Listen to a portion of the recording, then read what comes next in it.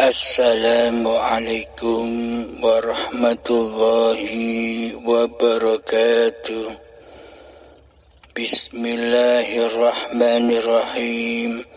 Ashhadu an la ilaha illallah wa ashhadu anna Muhammadur Rasulullah. Allahumma salli ala sayyidina Muhammad wa ala ali sayyidina Muhammad. Rabbi shrah li sadri wa yassir li amri wahlul 'uqdatam min lisani yafqahu qawli. Amin. A'udzu billahi minasy syaithanir rajim. Bismillahirrahmanirrahim. Qul innama ana basharun mithlukum yuha ilayya annama ilahukum ilahun wahid. Faman kana yarju liqa'a rabbih falya'mal 'amalan salihan ولا يشرك بعبادة ربه أحدا.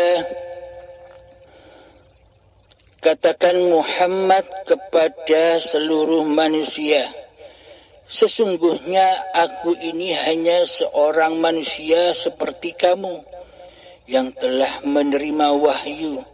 Sesungguhnya Tuhan kamu adalah Tuhan yang Maha Esa. Maka barang siapa mengharap pertemuan dengan Tuhannya, maka hendaklah ia melakukan kebajikan dan janganlah dia mensekutukan dengan sesuatu apapun dalam beribadah kepada Tuhannya. Al-Kahfi ayat 110. Bismillahirrahmanirrahim. Taat dan maksiat, iman dan ingkar.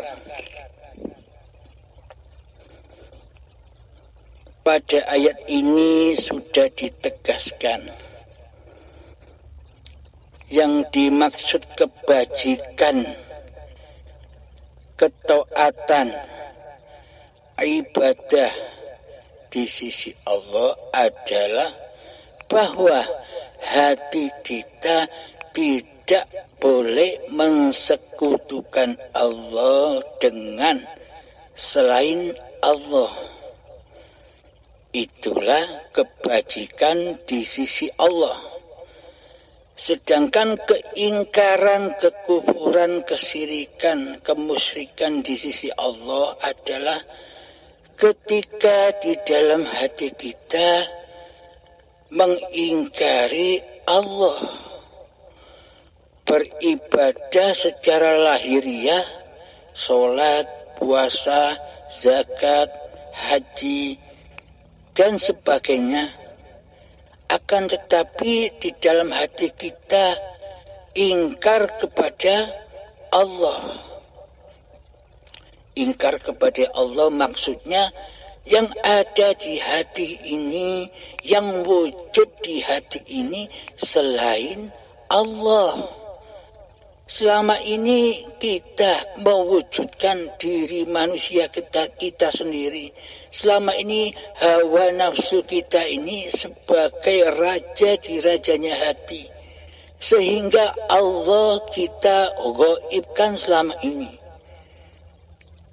Bagaimana mungkin kita bisa beribadah sedangkan yang kita sembah gaib, tiada. Maka hawa nafsu merajai, menguasai seluruh ibadah badania itu. Akhirnya terbakarlah seluruh ibadah itu. Itulah yang dikatakan, yang dinamakan ingkar hati kepada Allah.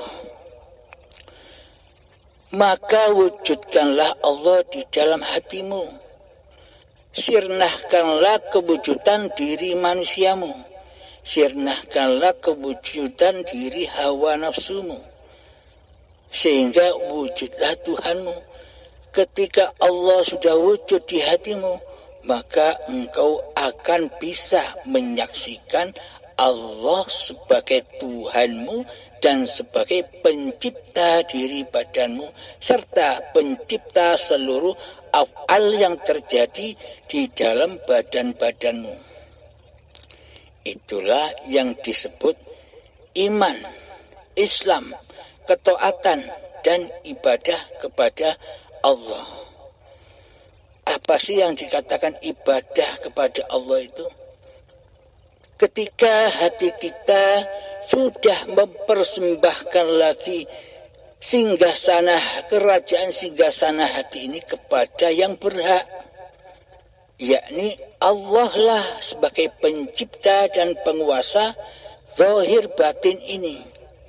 Bukan manusia kita yang selama ini kita merajai, merasa memiliki hidup dan badan ini. Sehingga Allah gaib akan kita. Bagaimana mungkin kita bisa nyembah yang tidak ada? Sedangkan syarat menyembah harus ada Allah, harus ada hamba. Akan tetapi selama ini ketika kita sholat contohnya, apakah kita sudah bertemu dengan Allah? Apakah Allah sudah wujud bagi kita untuk kita persembahkan lagi apa-apa yang bukan milik kita? Selama ini kan Allahnya gaib. Ketika kita sholat, maka hawa nafsu menguasai sholat kita, membakar sholat kita, sehingga banyak hal-hal selain Allah yang masuk di dalam hati kita. Contoh dunia, seluruh urusan dunia masuk mengotori hati. Bagaimana hati bisa suci, sedangkan yang ada di dalam hati adalah berhala-berhala dunia. Meskipun engkau mensucikan badan-badanmu dengan air di lautan sampai habis, akan tetapi di dalam hatimu tetap pendirianmu yang wujud hawa nafsumu. Sedangkan Allah engkau gaibkan, maka selamanya hatimu tak akan suci. Dengan apa kesucian hatimu itu tercipta? Dengan yang maha suci. Maka wujudkanlah Allah di hatimu. Tumbangkanlah, runtuhkanlah kekuasaan kerajaan hatimu dan hawa nafsumu selama ini. Maka tetapkanlah bahwa hidup ini Allah yang selalu menjaga badan-badan ini sejak dari tanah hingga kepada tumbuh-tumbuhan, hingga kepada buah-buahan, sayuran dan padi, hingga dimakan kedua orang tua, hingga menjadi sperma, hingga menjadi segumpal darah, hingga menjadi segumpal daging, hingga menjadi janin, sehingga terproseslah menjadi bayi yang suci. Coba kita pikirkan, kenapa bayi itu disebut suci? Padahal bayi itu tak pernah wudhu, tak pernah sholat, tak pernah puasa, tak pernah haji, tak pernah zikir, tak pernah wiridan, tak pernah ngaji, tak pernah sholawatan, tak pernah tahlilan, tak pernah yasinan dan ibadah sebagainya. Kenapa bayi itu disebut suci? Karena diri bayinya masih suci dari manusia kita. Diri bayinya masih belum mengaku-ngakui keadaan diri bayinya. Karena ketika bayi kita belum ada, kita belum terlahir. Menurut syariat kita terlahir dari bayi, akan tetapi di sisi Allah secara hakikatnya kita dilahirkan sejak datangnya detik-detik akil balai. sekitar umur 5 sampai 7 tahun ketika kita masih sekolah TK, disitulah mulai muncul. Mulai bayi ini memakan buah khuldi, buah pengakuan diri. Bayi mulai sadar, oh ini hidupku, oh ini badanku, oh ini mainanku, oh ini orang tuaku, oh iniku, dan seluruhnya hingga setua ini.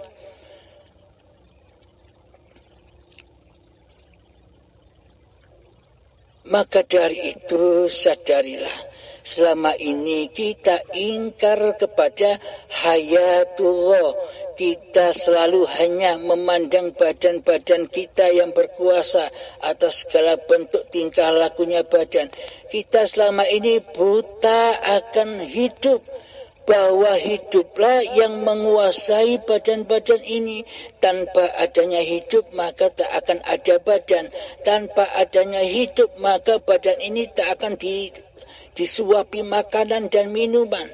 Tanpa adanya hidup maka badan ini tak akan bisa mencipta apa saja.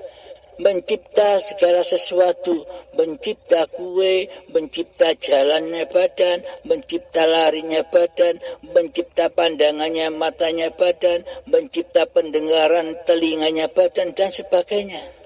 Tanpa adanya hidup sang pencipta, maka badan-badan ini tak akan bisa menyaksikan ayat-ayat Allah yang sudah diciptakan oleh Allah. Dengan adanya hidup, maka manusia bisa menyaksikan Allah lewat ayat-ayatnya.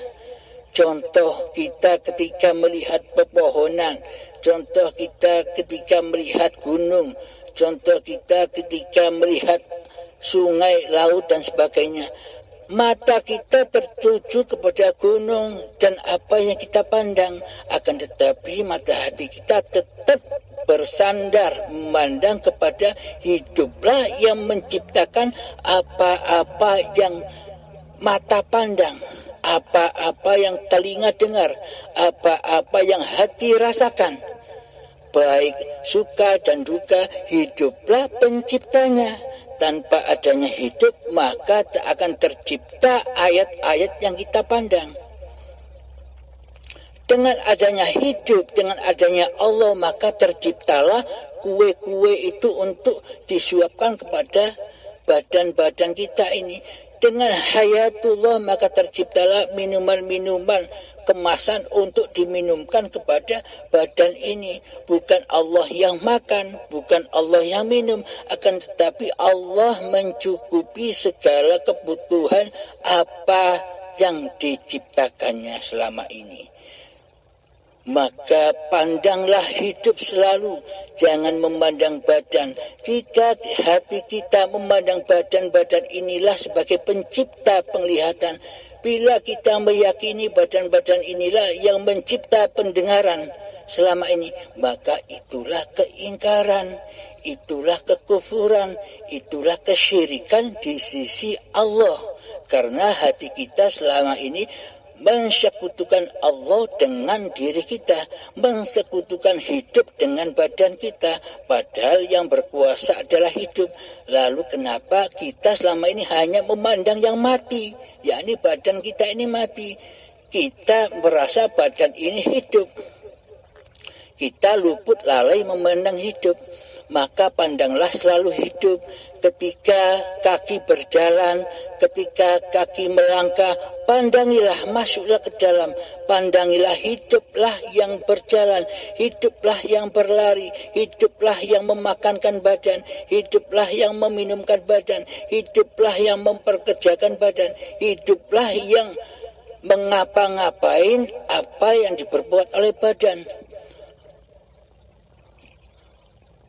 Allah lah pencipta dirimu dan Allah lah pencipta seluruh apa yang kau perbuat. Ini dawuhnya Allah demikian. Maka yakinilah, tetapkanlah di dalam hati bahwa hidup ini Allah. Heningkan hatimu, renungkan di dalam hatimu bahwa hidup ini Allah. Persembahkan lagi hidup manusia kita kepada Allah. Itulah makna menyembah, itulah makna sholat, itulah makna ibadah, dan itulah amal soleh, yakni yang beramal adalah af'alullah sendiri, af'alnya hidup. Jika kita sudah menetapkan, sudah bisa memandang bahwa hiduplah yang berkuasa atas badan-badan ini, maka itulah yang dikatakan iman dan Islam di sisi Allah. Akan tetapi bila kita hanya selalu memandang badan-badan ini yang berbuat, maka itulah kedustaan, itulah keingkaran, itulah kesyirikan di sisi Allah. Semoga saya dan kita semua selalu dibimbing oleh Allah, selalu dirahmati oleh Allah Subhanahu wa ta'ala. Assalamualaikum warahmatullahi wabarakatuh.